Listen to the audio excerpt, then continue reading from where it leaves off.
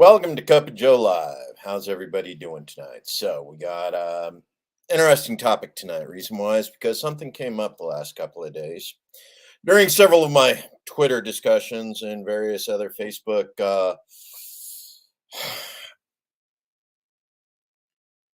contemplations.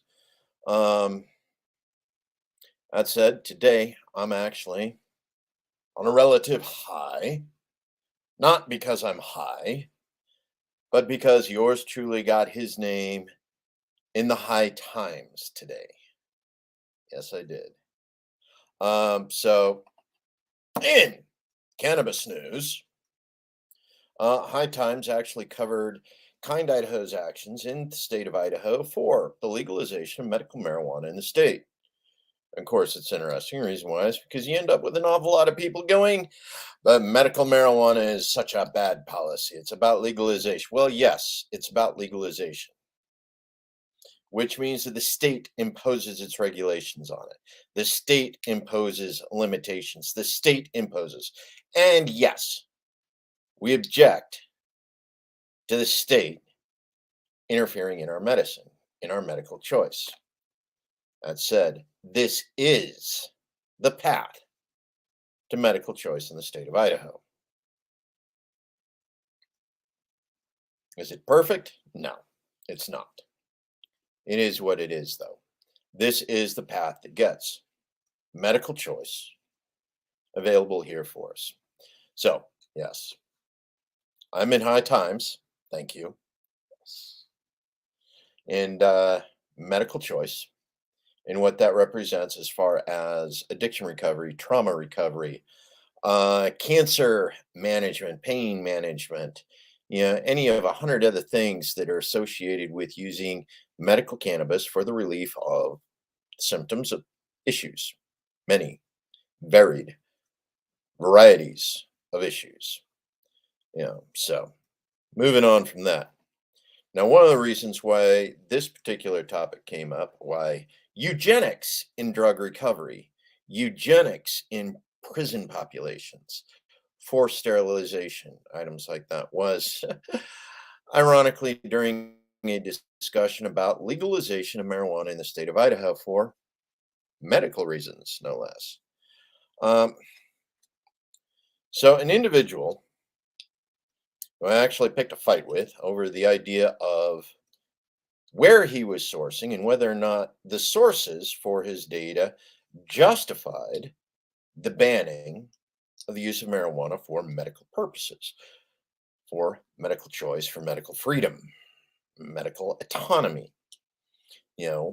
Should an individual of their own volition take advantage of the opportunity to use something with the understanding of potential risks that may benefit them medically for the purpose of better living through chemistry. And of course, one of the things we know is over the years when it comes to drugs,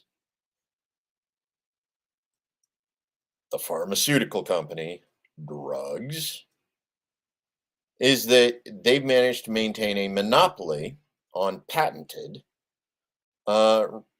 drugs used to treat a number of conditions.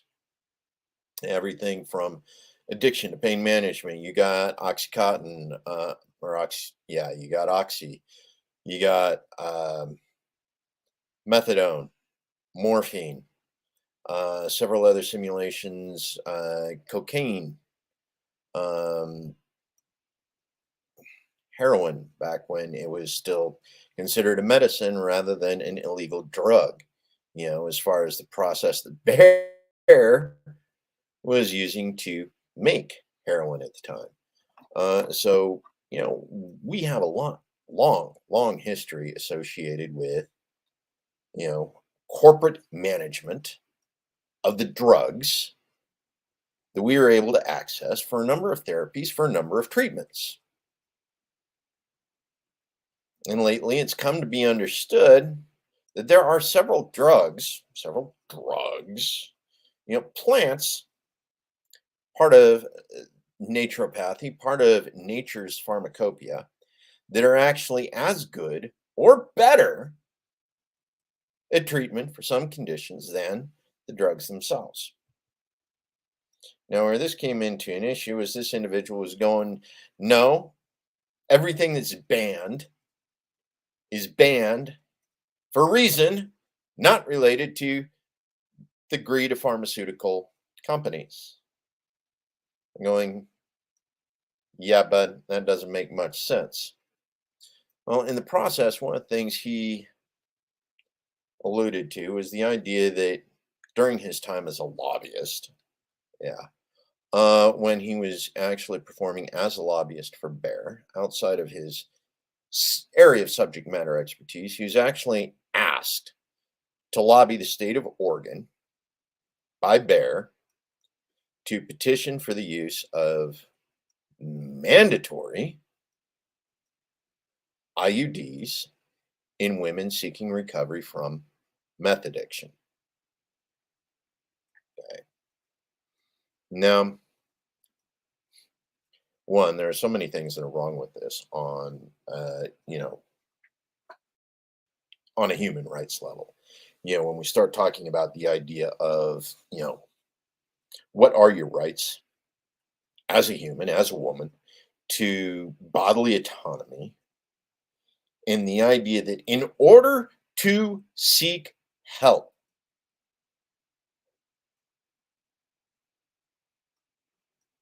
that you be sterilized. Okay.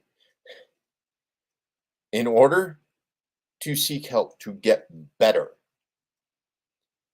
you're expected to give up your right to have children.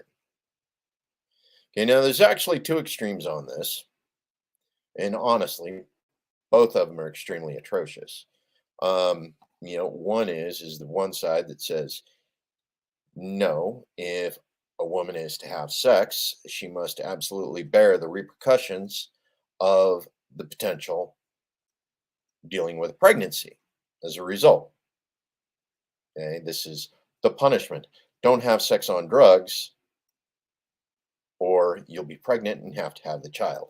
Welcome to the state of Idaho. Okay, of course, the other option is you're an addict, you don't deserve to have children. Welcome to the state of Oregon. Okay. Now, there is huge middle ground. There is the option where voluntarily create the opportunity. Does a woman who is in recovery want to risk the possibility of becoming pregnant while in recovery? Voluntarism. Create the opportunity. But this wasn't the deal. This was about mandatory.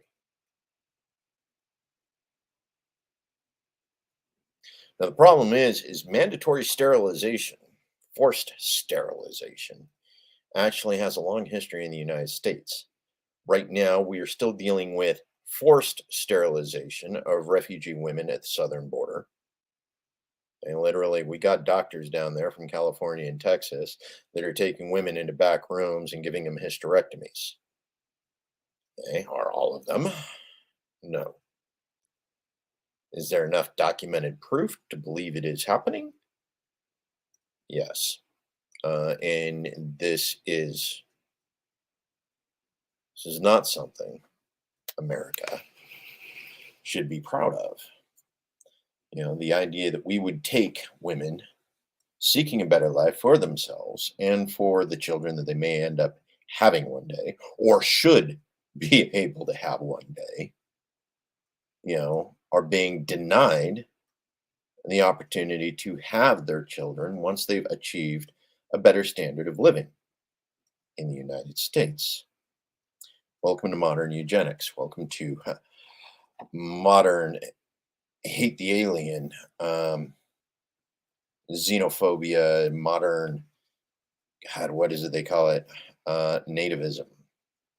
Modern nativism. The idea that you can get away with the forced sterilization of visitors so that they should not have children while visiting.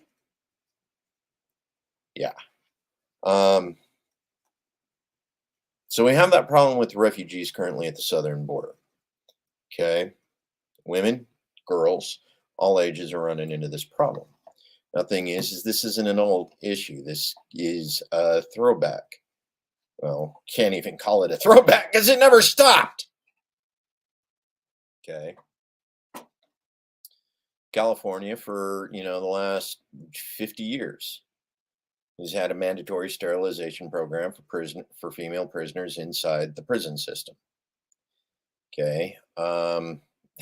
Yes, I mean mandatory, as in forced sterilization, as in the women weren't asked permission. They were taken into an infirmary, they had their guts yanked out, and then they were sent back. Okay. Mandatory, forced, violence, violation of human rights, violation of reproductive rights, violations of bodily autonomy. Okay. Now, yeah, I get it. There are people out there that are saying, yes, good. No, dude, come on. Seriously? This is denial of future potential.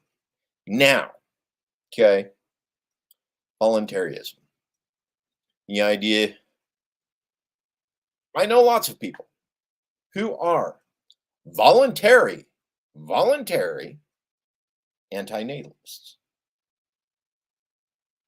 They, with the full faculty, have made a decision that they will undergo procedures that will prevent them from ever being able to have children. It happens, James. It happens. It's still early. Um, yeah, that's it. I am sort of looking at, the three people who are watching. No, there's more of you than that. I appreciate it, James. I appreciate it.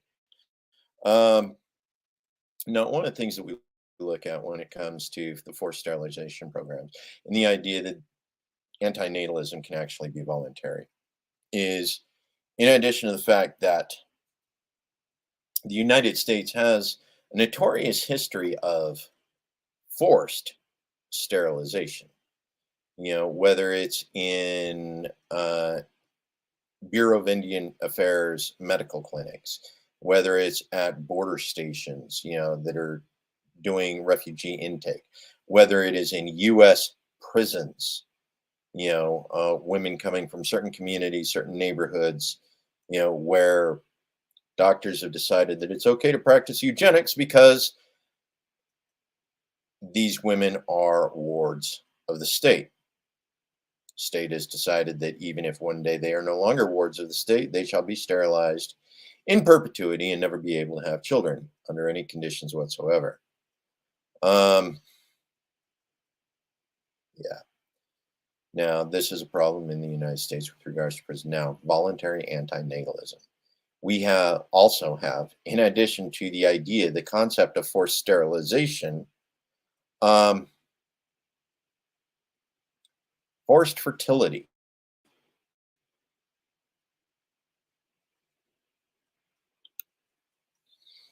Oh, yes, absolutely, James. Absolutely. Okay, so let's talk about this concept of forced fertility. You will forever be required to maintain the integrity of your womb. In the event that at some future date, a man decides to use it to procreate. Okay. Um, Most hospitals in the United States, ones that aren't controlled by the state, mind you, if you are of sound mind and body and you go into a physician's office before the age of 45 and say, I do not want to have children, I want my tubes tied, I want a hysterectomy, I want a vasectomy, they look at you like you're crazy. And they say, not without the consent of another individual. Okay, now this is a hospital looking at you, going, um, I understand this is your decision and your choice, and I am not going to allow it to happen unless seconded by somebody who should have zero say over the state of your body.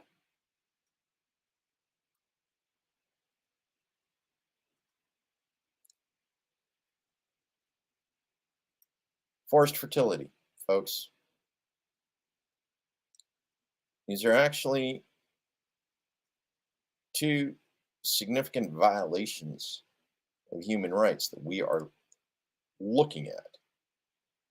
Now, they are both extremes, but when they come down as a mandate, as a requirement, as a refusal to facilitate something that is easily within their capacity.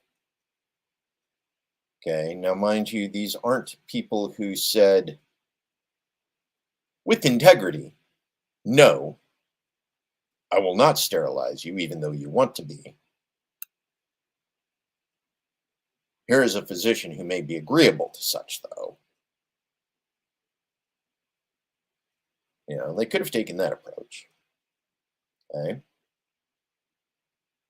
We have physicians all across the United States, OBGYNs, the guy doctors, the thing, yeah.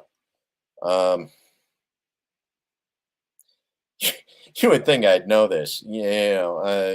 For some reason, that's never been a serious consideration. What is the name for the doctors that deal with that portion of the male? And anyway, we have physicians that are responsible for handling fertility, choice infertility, choice in anti-fertility. We should be allowed to have those choices. Urologists, yeah. Urologist, yeah. That's ironic for men. Yes, it is urologist. You got the prostate exam.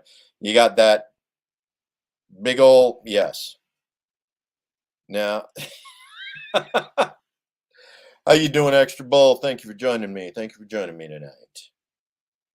Okay, now, as we're talking about, the ideas of forced fertility and forced sterility.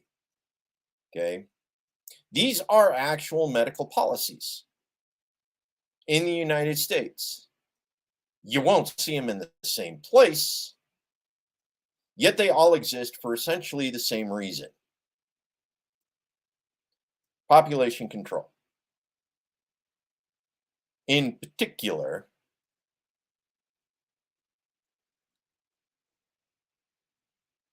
race, class,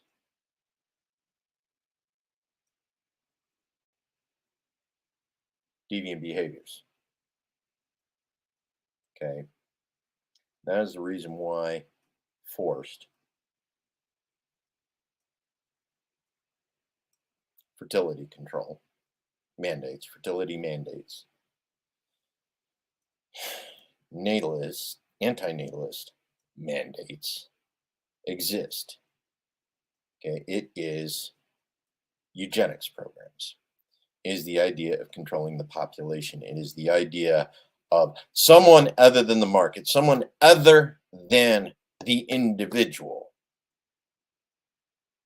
deciding whether or not their genetic lineage is going to continue to be part of future generations. Yes, the American caste system, it exists. It does exist. Okay, we have castes in the United States. We have military caste. We have political caste. Okay, we have worker caste. We have the untouchable caste.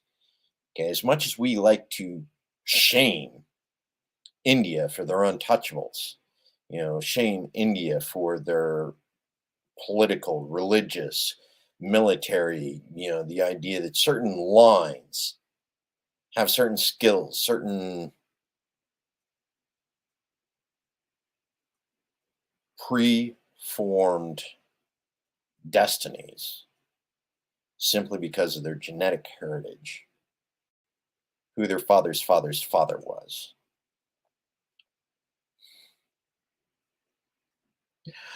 Oh, yeah, yeah. Yeah, that's one of those things. Okay.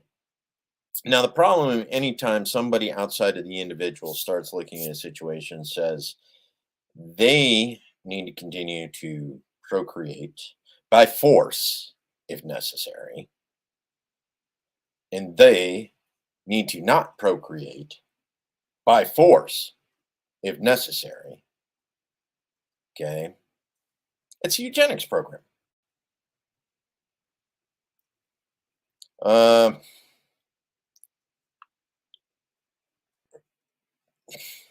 Seriously, James? It goes back to the whole I am my own grandpa. Yeah. Check that one out if you ever get the opportunity. Go and check out I Am My Own Grandpa. There's a couple different versions of it. It's a great American folk song. Folk humor. Gotta love it. This is one of those things when we start looking at the idea of what American eugenicists been practicing since, well, I mean, almost since our inception. You know, uh, yeah, I know. I'm talking about eugenics, and James is making me laugh. It doesn't exactly look particularly good, especially when we start looking at what that represents to America as a whole and the other things that are going on with our society. Yeah, I think he's the first one to do it. It's not like there's a shortage of covers on YouTube, you know. But yeah, so eugenics in America. The idea is at one time we thought it was gone. We thought we were done with it. No, we never were. Let's be honest. We were never done with eugenics in America.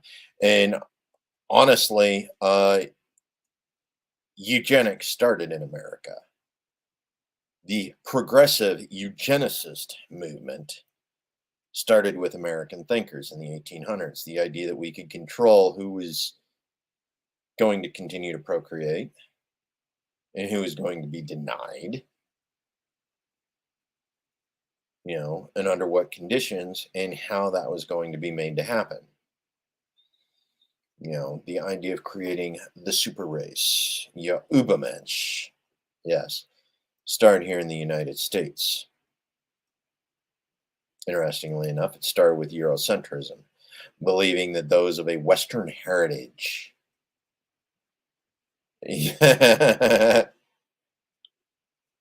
But James, they have stolen it repeatedly. You know, we don't want to admit who they stole it from for good reason. Well, let's be honest. American eugenicist ideas have been passed around the globe a couple of times. Right down to the idea that, ironically, that LGBTQ members should be forced sterilized.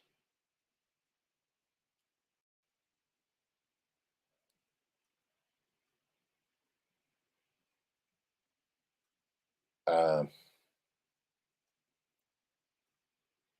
Said most of the members of the LGBTQ community that I know, a lot of them are already voluntary antinatalists, choosing not to have children, particularly not to have children in a culture, in a society where their parents are hated.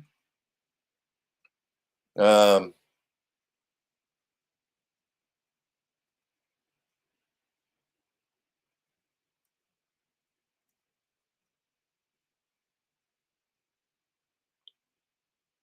well, one, honestly, James, we shouldn't be grouping them at all to begin with. When it comes to human diversity, when it comes to human adaptability, when it comes to human survival, biodiversity, neurodiversity is mandatory. It is literally a requirement. Adaptability in order to survive the things that are coming our way. you know, diversity in culture, in society, in community, in genetics, in body, in temperament, in mind is required in order to promote the adaptability of the human race so that we can survive whatever comes our way. Okay, now the last 200 years of the golden age, the idea that we live in this temperate zone without these mega catastrophes that could decimate the entirety of the human race in a blink of an eye, has given certain people the idea that conformity, mandated conformity, is in the best interest of the human race. Mind you, mandated conformity, the idea of the exclusion of the divergent, creates a rigidity in caste, creates a rigidity in society, creates a rigidity in genetic potential that denies a survival capacity. Love, welcome, invitation, and diversity. Promote community and survival. Yeah, I know, James. Grouping is an American thing. And it's largely so they know which boxcar to put you in. Yes, I said it, James. So let's stop putting people in boxcars. Mm-hmm. Thanks, Amber. Thanks. How you doing, Amber? Thanks for stopping by. So, Amber, as long as you're stopping by, I was in High Times today. Yes, I was. I got my name in High Times. Woo! Okay. Now back to the somber episodes and back to the somber issues. Hey, choice, freedom of choice, freedom, medical autonomy. What drugs do we choose to use to heal ourselves? Knowing what we know. That's actually what we need to do. I need to get copies of the episode it's actually in. Right now, it's just an article on their page. But, dude, I mean, honestly, if you want to buy an autographed, I'll have to talk to Jackie about that. See whether or not Kind Idaho can part with that. What sort of limited editions we can do as far as signed editions of, High Times, Kind Idaho, Joe Evans making comments, Idaho Joe in the High Times. It's a win, folks. It's a win. Um,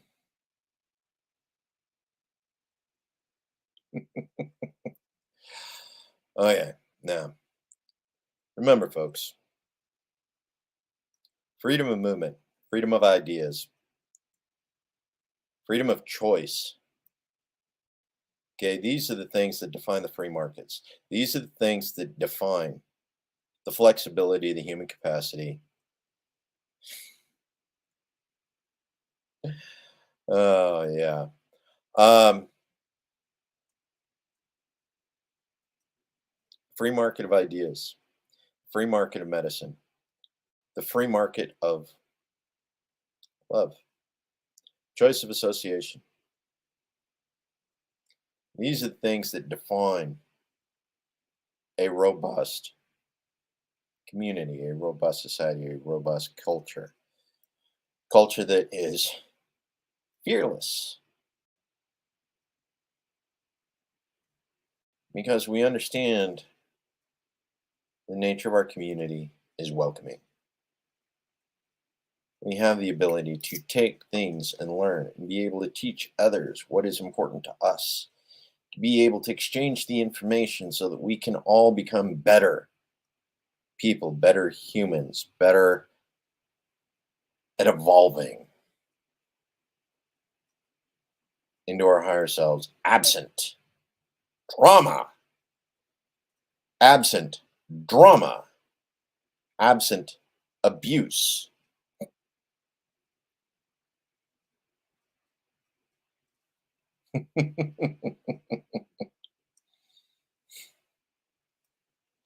I'm not sure that's actually in my best interest, James. Honest to God, I do not think that is in my best interest to go to Bangkok. Uh, have you seen that joke, James? Have you seen that one? Yeah, wasn't that long ago when my buddy came out of the other room, tear in his eye, going, "It's a boy, it's a boy." Yeah, that's the last time we ever went to Bangkok. Uh,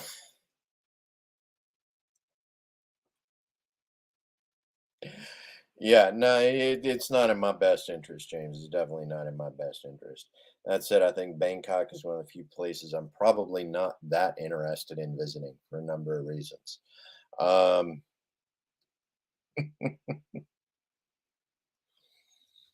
yeah,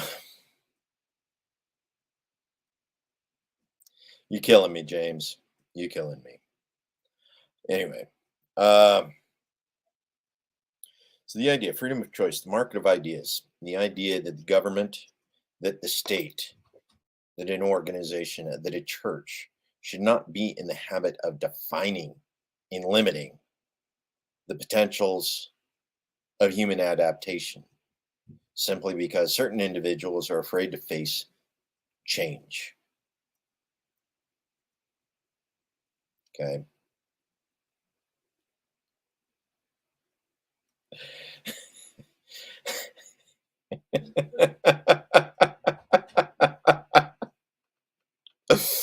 um,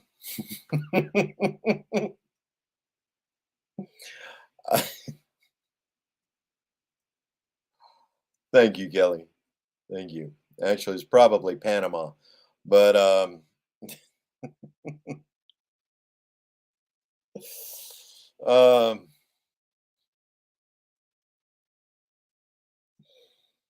you guys are a bad influence on me. I swear. Uh,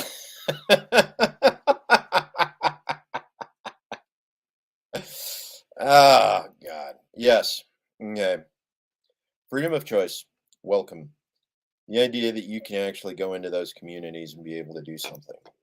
James, you bring up a solid point, the idea of birth tourism. Okay, now, if you're a refugee coming to the United States via the southern border, birth tourism is probably not the best way to get into the country, considering the willingness of certain physicians at the border to remove some of the things necessary for that to occur.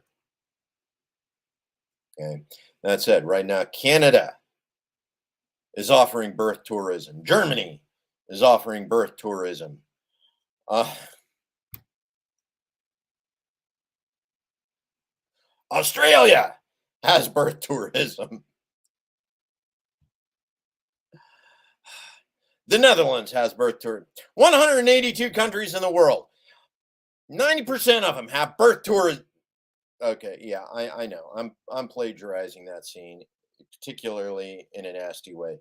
But yes, there is birth tourism in just about every nation in the world. You can go there. You can have your children there. In several countries right now, it is actually advisable to go to those countries to have those children. You know, you have abortion tourism in Oregon. Drive across the border, get rid of the kid. Yeah. Um, okay. You have options. Birth tourism, pregnancy tourism. You know, the idea that you go to another country simply because the maternity care is so much better. The cost of having a child is so much less. Of course, the problem is you have to be able to travel to those countries. You need to be wealthy enough to afford the travel for birth tourism for these things. Um,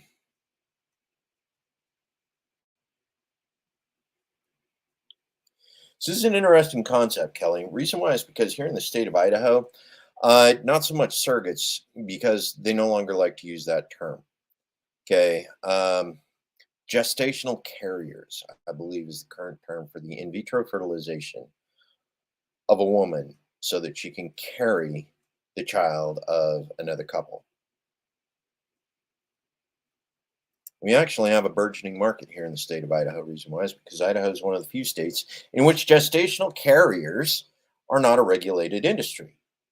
You don't have rules about who, what, how, or why a woman can become a gestational carrier in the state of Idaho. Think about that. Right now, we are in one of the most restrictive states with regards to reproductive rights. Okay. We have a body politic that wants to ban abortion under any and all conditions.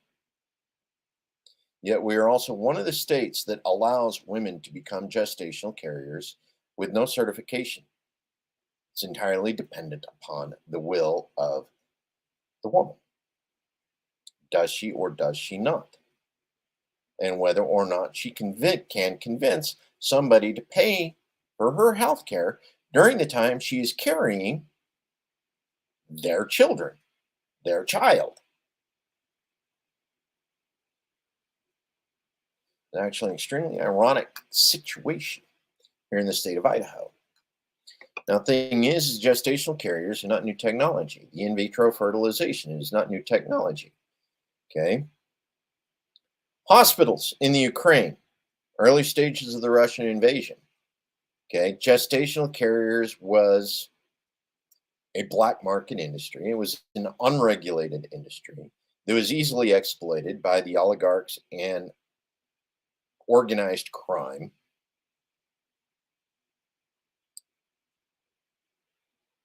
Gestational carriers, child trafficking.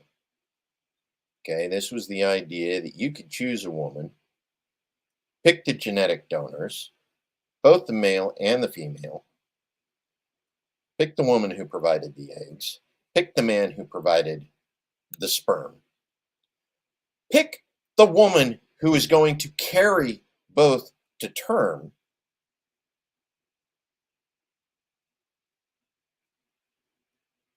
and then go around producing your little super soldiers using living wombs, gestational carriers. Okay. This is not meant to denigrate those who choose to be gestational carriers. They bring joy and happiness to families who cannot have children of their own. They do. Okay.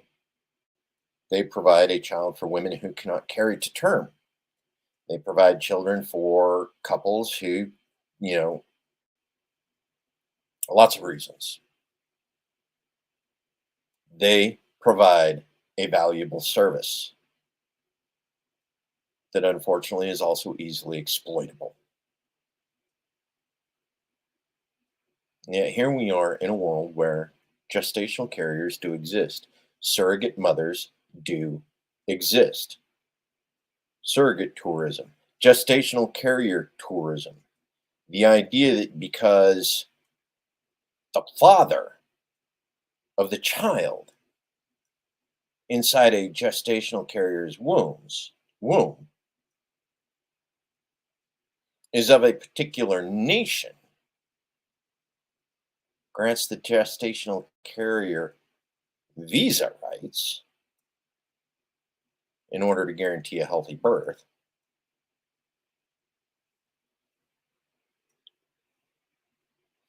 Right? It doesn't work with when all the capitalists show up. Um, yeah, indeed, human rights abuse, puppet governments, de facto governments, military rule.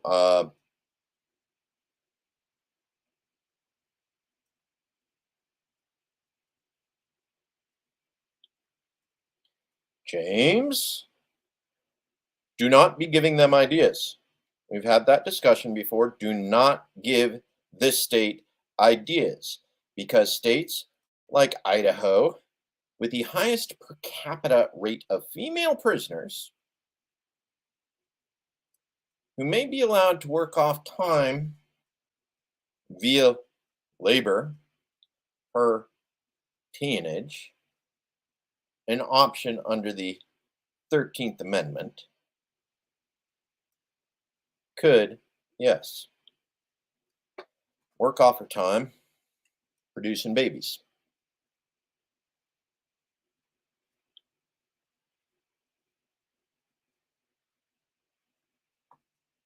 And and we've actually had this discussion. Me, 2 nights we were doing election night coverage.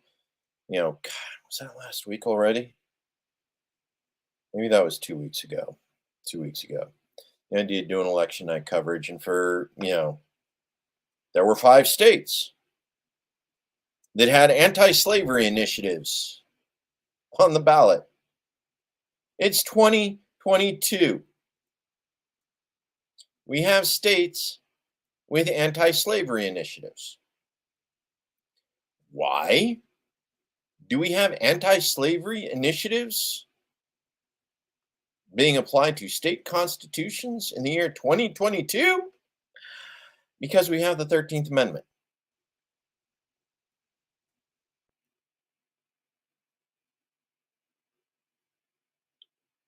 That's right. Christmas tree was last week. We had Thanksgiving. Yeah, Thanksgiving, Turkey Day, all that. Happy, happy, joy, joy. Hey, Brandy, how you doing? Glad to see you stop in, say hi, visit. And it's one of these things, okay? Individual choice, bodily autonomy. We have a state right now that's busy trying to steal that right. Whether that right is the choice to be fertile or the choice to be sterile, the state is actively engaged in stealing both those rights because the state wants to control both, either, wants to deny the option, the bodily autonomy of the women involved. Um,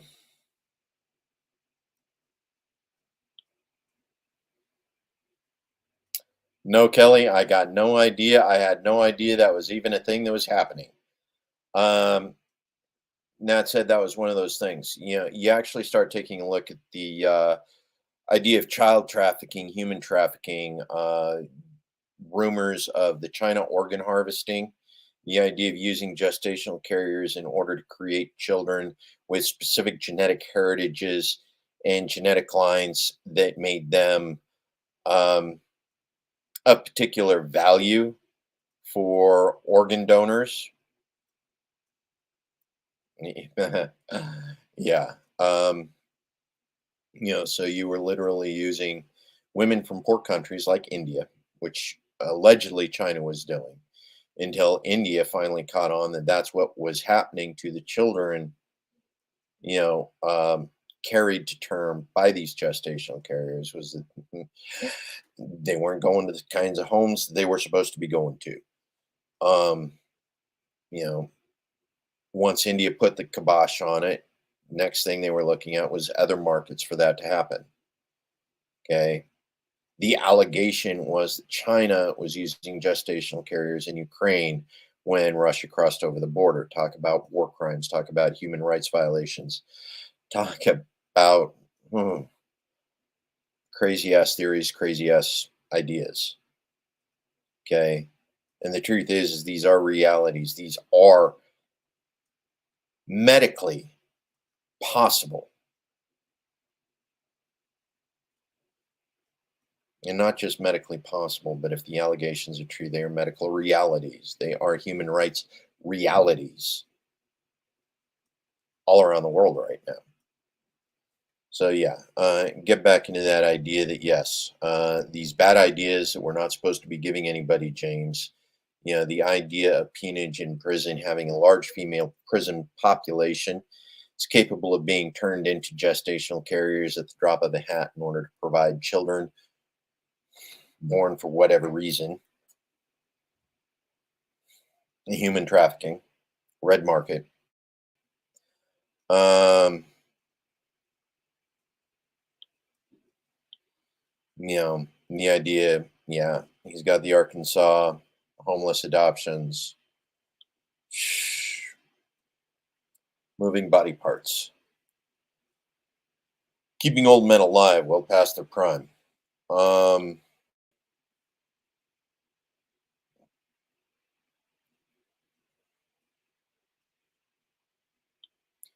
it's an interesting idea, Kelly. I mean, this is something you guys are actually going to have to carry on your discussion at some other point. One of the things that is my point more than anything else, you realize most of you do understand that I am agnostic. I do not believe in religion. I do not believe in many of the variations of religion that call themselves Christianity, as well as several of the others who, practice under the guise of religion, human rights violations. And we need to do better. We need to understand that the nature taking care of the widow and the child and the stranger is not done by turning them into lab rats and organ donors for wealthy strangers or for wealthy people.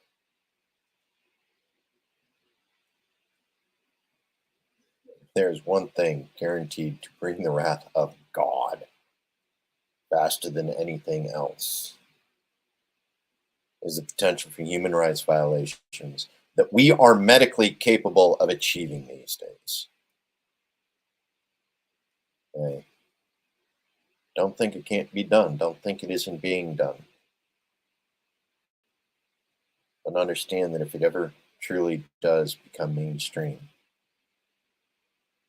if we don't find a way to remove this evil from the planet, we're going to be in dire straits. Okay? Put an end to the eugenics, put an end to forced fertility, put an end to forced sterility. Give bodily autonomy back to the people. Give reproductive rights back to the people. Those choices belong with the individual, not with the state. Okay. Yeah. No, they weren't, James. No, they weren't. Okay. It's 50 minutes. I love you guys. I love you. I love you. I love you. I love everything about you guys. Remember, family, friends, community. Together, we, you and I, make anything happen. Love you guys.